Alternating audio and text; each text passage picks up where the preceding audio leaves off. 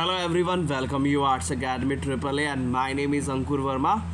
आज की क्लास में हम क्लास 9th के ज्योग्राफी के चैप्टर फर्स्ट, जिसका नाम क्या है, इंडिया साइज एंड लोकेशन की बात करेंगे। और इसी के साथ साथ इस क्लास में हम समझेंगे कि इस चैप्टर में हमें क्या क्या पढ़ना है। तो आज की क्लास में हम डिस्कस करेंगे इसके इंट्रोडक्शन की, कि ये जो चैप्टर है ये किस बारे में हमें बताने की, समझाने की कोशिश कर रहा है। तो स्टार्ट करते हैं। सबसे पहले चैप्टर की हेडिंग देखते हैं। हेडिंग क्या है? इंडिया। फिर क्या है? साइज़। और इसी के साथ साथ क्या है? लोकेशन। सबसे पहले बात करते हैं इंडिया। तो आप सभी को पता है कि इंडिया जो है वो एक क्या है? देश है, हमारा प्यारा भारत है। तो इस भारत की जो है, इसमें हम बात करेंगे उसके साइज़ के बारे में, कि इंडिया का कितना साइज़ है, कि कहाँ से कहाँ तक वो फैला हुआ है, और पूरे के पूरे वर्ल्ड में अगर हम बात करें तो उसकी लोकेशन कहाँ पर लोकेटेड है। सो स्टार्ट करते हैं। सबसे फर्स्ट देखते हैं, इंडिया की बात करें हम तो ये रहा इंडिया, ठीक। और इसी के चलते इंडिया के अंदर हम क्या देखते हैं? इंडिया के अंदर हम देखते हैं कि यहाँ पे कई सारे लैंग्वेजेस के लोग हैं, कई सारे कल्चर के लोग हैं, इसके साथ साथ कई सारे रिलीजन के लोग हैं। तो यहाँ पे हमें लैंग्वेज की बात कर लें, कल्चर की बात कर लें, या फिर मेन रिलीजन की बात कर लें, तो यहाँ पे हमें देखने को क्या मिलती है? डाइवर्सिटी देखने को मिलती है। और अगर हम इसके लैंड स्ट्रक्चर की बात करें इंडिया के, तो इंडिया के लैंड स्ट्रक्चर की अगर हम बात कर रहे हैं तो इसमें अगर हम नॉर्थ की तरफ जाएं तो नॉर्थ की तरफ हमें क्या देखने को मिलेंगे? माउंटेन रेंजेस देखने को मिल जाएंगी। अगर हम डायरेक्शन की बात करें तो आपको पता होनी चाहिए, ये नॉर्थ डायरेक्शन है, ये नीचे की साउथ है, ये ईस्ट है, और इसके साथ ये वेस्ट है। फिर उसके बाद नीचे अगर हम थोड़ा आते हैं, इस एरिया की बात करें तो यहाँ पे आपको प्लेन एरिया देखने को मिल जाएगा। इसके साथ साथ वेस्ट की तरफ जाएँ तो यहाँ पर आपको डेजर्ट एरिया देखने को मिल जाएगा।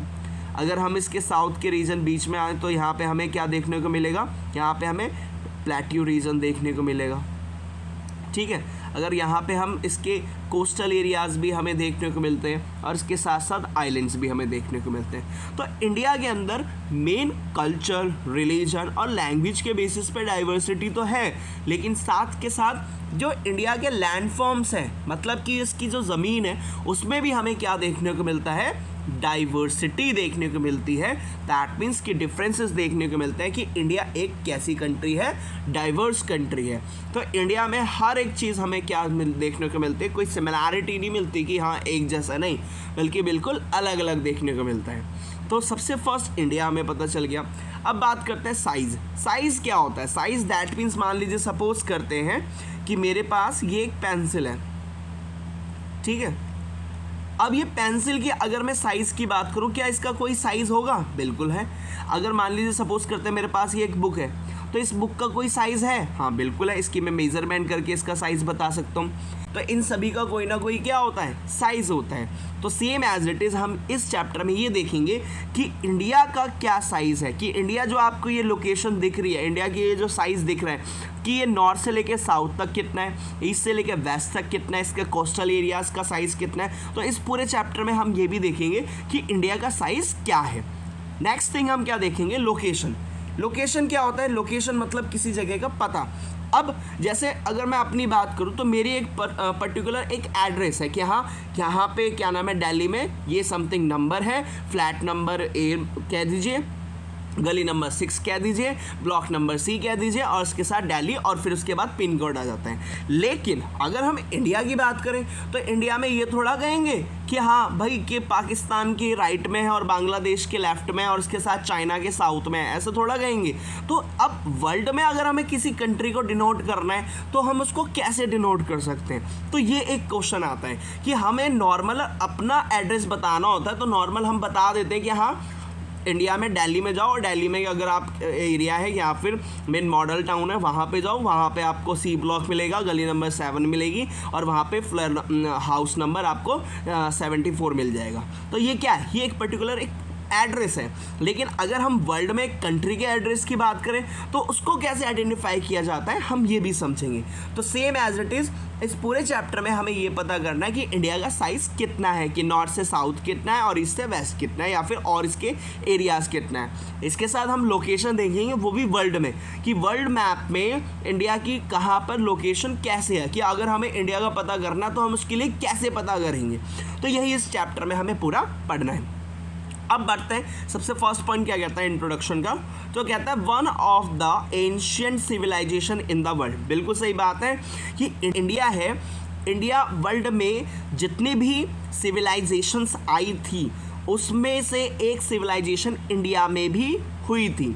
अब बात करते हैं कि सिविलाइजेशन क्या होता है। मतलब कि एग्जाम्पल के तौर पे आप सभी को पता है, जब भी हम एंशिएंट टाइम की बात करते हैं तो हम उसमें क्या देखने को मिलता है, नोमैडिक हैडर्स देखने को मिलते हैं। वो एक जगह से दूसरी जगह घूमते रहते थे खाने की तलाश में। लेकिन आज हम क्या देखते हैं कि हमारी जो सोसाइटी है वो बिल्कुल एक सेटल लाइफ जी रही है, कि हाँ एक जगह ही रहते हैं, एक घर होता है और उसी घर में वो रहते भी हैं, खाते पीते हैं, मतलब सब चीज़ सारी एक्टिविटी उसी घर में करते हैं, वो बाहर नहीं जाते। लेकिन पहले का ह्यूमन कैसा होता था कि एक जगह से दूसरी जगह घूमता रहता था। लेकिन आज जो हम एक सेटल लाइफ जी रहे हैं, और पहले जो सेटल लाइफ नहीं थी वो टेम्परेरी, मतलब एक जगह सेटल होता था। लेकिन टेम्परेरी से सेटल कैसे हुआ, उसमें भी तो एक मेन उसका कोई प्रोसेस होगा कि हाँ इस टाइम से यहाँ पे इसने सेटलमेंट होना शुरू कर दिया था। तो सिविलाइजेशन मतलब क्या, सिविलाइजेशन मतलब ये कि यहाँ पर कैसे लोगों ने अपनी सेटल लाइफ शुरू की। तो वर्ल्ड में मेन 4 जगह ऐसी थी जहाँ पर लोगों ने धीरे धीरे करके अपनी लाइफ को सेटल करना शुरू कर दिया था। जैसे कि मेसोपोटामियन सिविलाइजेशन, वहाँ पे लोग सेटल होकर रहने लगे। इसके साथ इजिप्टियन सिविलाइजेशन, वहाँ पे लोग सेटल होकर रहने लगे। इसके बाद चाइनीज़ सिविलाइजेशन, वहाँ पे लोग सेटल हुए। और इसके बाद आ जाता है आपका इंडस वैली सिविलाइजेशन। तो ये जितनी भी सिविलाइजेशंस थी यहाँ पर लोगों ने अपने नोमैडिक लाइफ को छोड़ा और एक जगह सेटल लाइफ होकर उन्होंने जीवन जीना शुरू कर दिया। तो अगर आप इस मैप को देखोगे तो ये आप जो इसमें डार्क ब्राउन कलर आपको देखने को मिल रहे हैं, तो ये जो यहाँ पे जो लोगों ने रहना शुरू किया, एक सेटल लाइफ शुरू की थी, तो इस सिविलाइजेशन का नाम क्या था, इंडस वैली सिविलाइजेशन। तो आप देख सकते हैं कि जो ये मैप का ये वाला एरिया है हमारा वेस्ट वाला एरिया, तो यहाँ पर एक रिवर फ्लो करती है। अगर हम बात करें मानसरोवर से होते हुए यहाँ पर एक रिवर फ्लो करती है, और एक रिवर का इसका नाम क्या है, इसका नाम है इंडस।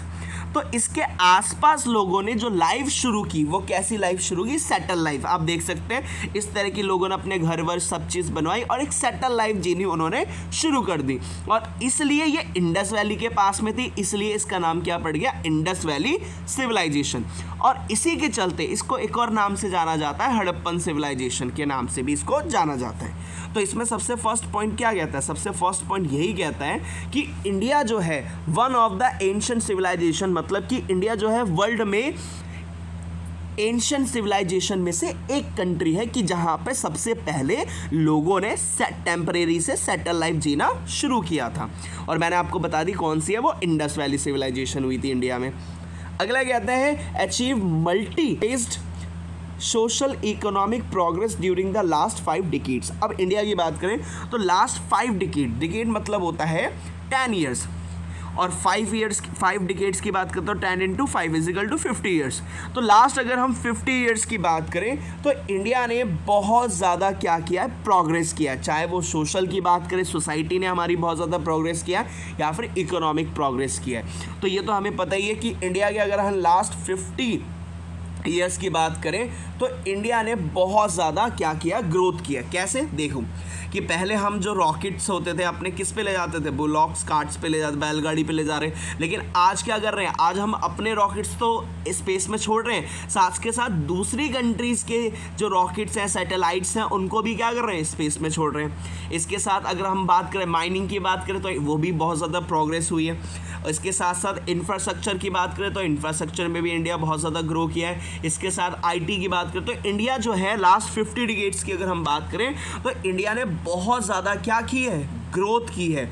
और वो ग्रोथ कौन सी की है, सोशल भी की है और इसके साथ साथ इकोनॉमिक ग्रोथ भी की है। अगला क्या कहता है, contributed significantly to the making of the world history। अब वर्ल्ड हिस्ट्री की बात करें तो इंडिया का वर्ल्ड के साथ कनेक्शन कोई नया नहीं है। बल्कि एंशियंट टाइम से बात कर लो या मिडिवल टाइम से बात कर लो, तो इंडिया का कनेक्शन हमें वर्ल्ड में और कंट्रीज़ के साथ देखने को मिलता है। अब इंडिया का वर्ल्ड हिस्ट्री में क्या कंट्रीब्यूशन ये है कि इंडिया की कई सारी गुड्स, सामान, चीज़ें इंडिया से होते हुए बाहर की जो अरब कंट्रीज़ हो गई, यूरोप हो गया और इसके साथ ईस्ट एशिया हो गया, तो यहाँ पे भी क्या करती थी, इंडिया की कई सारी चीज़ें जाती थी। और इसी के चलते जैसे एग्जाम्पल के तौर पे बात करें, हमारे जो रामायण हो गई और इसके साथ महाभारत हो गई, तो इसके भी जो थॉट्स थे, इसके जो आइडियाज़ थे, वो भी हम क्या देखते हैं, वर्ल्ड में हो गया। इसके साथ बुद्धिज़्म, ये भी इंडिया से ही बाहर गया। और इसके साथ साथ हम क्या देखते हैं, जो हमारे स्पाइसेस हैं वो भी यहीं से क्या किए, बाहर गए। तो इंडिया का हम क्या देखते हैं, इंडिया का जो मेन कंट्रीब्यूशन है वर्ल्ड की हिस्ट्री में, उसको हम नेग्लेक्ट नहीं कर सकते। बहुत ही इम्पॉर्टेंट क्या है, मेन कंट्रीब्यूशन है, वो भी किसका, इंडिया का, वो भी किस में, वर्ल्ड हिस्ट्री में। कि हम देखते हैं कि हमें पता चलता है कि इंडस वैली सिविलाइजेशन के जो कॉन्टैक्ट थे वो मेसोपोटामियन सिविलाइजेशन से भी थे। तो इस वजह से हम क्या कहते हैं, यही कहते हैं कि इंडिया का जो कंट्रीब्यूशन है वो वर्ल्ड हिस्ट्री में बहुत ही ज़्यादा सिग्निफिकेंट है। तो एक बार फिर से रिकॉल कर लेते हैं। तो इस बार हम इस चैप्टर में पढ़ेंगे क्या, हम यही पढ़ेंगे कि इंडिया का साइज़ क्या है, कि कितना उसका मेन एरिया कितना है, और उसके साथ उसकी लोकेशन कहाँ पर है, ये भी हम इसमें डिस्कस करेंगे। वो भी लोकेशन कहाँ पे बात करेंगे, वर्ल्ड में। तो कहता है कि जो मेन वर्ल्ड में जो एंशिएंट सिविलाइजेशन थी उसमें से एक हमारी थी, और वो कौन सी थी, इंडस वैली सिविलाइजेशन। अगला कहता है लास्ट अगर हम 50 ईयर्स की बात करें तो इंडिया ने बहुत ज़्यादा क्या किया, प्रोग्रेस की है। और इसी के चलते लास्ट पॉइंट क्या कहता है, लास्ट पॉइंट ये कहता है कि इंडिया का बहुत ही ज़्यादा सिग्निफिकेंट रोल हमें देखने को मिलता है वर्ल्ड हिस्ट्री को बनाने में। होपफुली आपको ये समझ में आया होगा। Thank you.